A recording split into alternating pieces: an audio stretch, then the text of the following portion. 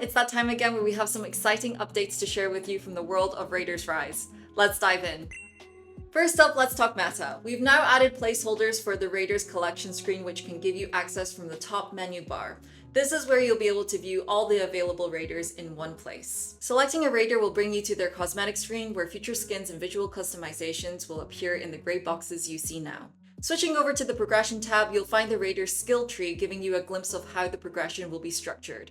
And if you tap the Raider's information, you'll land on their character info screen. Everything's still placeholder for now, but the key systems are in and working, and we're excited to keep building from here.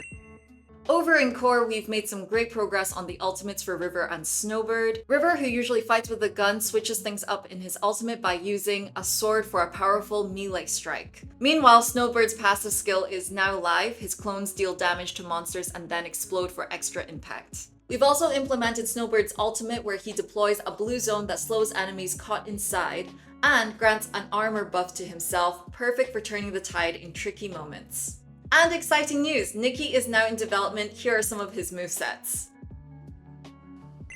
Moving on to characters, there's been a ton of exciting work happening over the past few weeks on the art side. We've been exploring different directions for the upcoming Raider Blaze, and thanks to everyone who took part in the Zentetsu poll, we finally locked in his look. We've also been concepting the new skins for Maya, Jurar, and Kathy, bringing some fresh style to familiar faces. On the modeling side, Sky's 3D model is now complete, and the same goes for Atibus. Fun fact, the version that we have in-game will become a skin, while the new one will be his base model moving forward. Our enemy roster is also getting some love too, with some updated variations of the Mortar and Big B in the works. And in animation, we're seeing the final touches come together for Corin, Nikki, and River. Plus, the rigging progress on Sky is well underway. Last but not least, environments. The team's been busy building the desert biome, which takes inspiration from the idea of a desert formed where the sea once was. We've added things like old boats, dried sea creatures, worn out buildings, and market props to help make the world feel more lived in. Also, final touches for the shop were done. Here's a closer look at some of the props and details that bring it all together.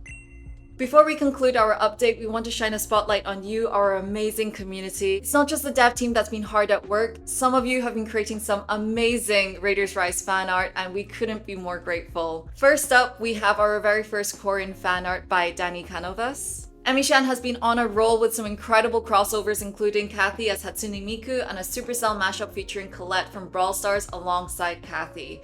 Oh, and can we not forget her adorable idea of Jack hanging out with the bees. And last but not least, Mystic Mango brought back some serious nostalgia with their version of the original Atibus. He's evolved a lot, but it's amazing to see where he started. Seriously, it means the world to us that you are spending your time creating these pieces and sending them in, so a huge thank you from the Raiders Rise team. If you want to send in your fan art, just hop onto our Discord, and if you want to help shape the game whilst it's still in development, don't forget to wishlist Raiders Rise on Steam. See you next time. Bye!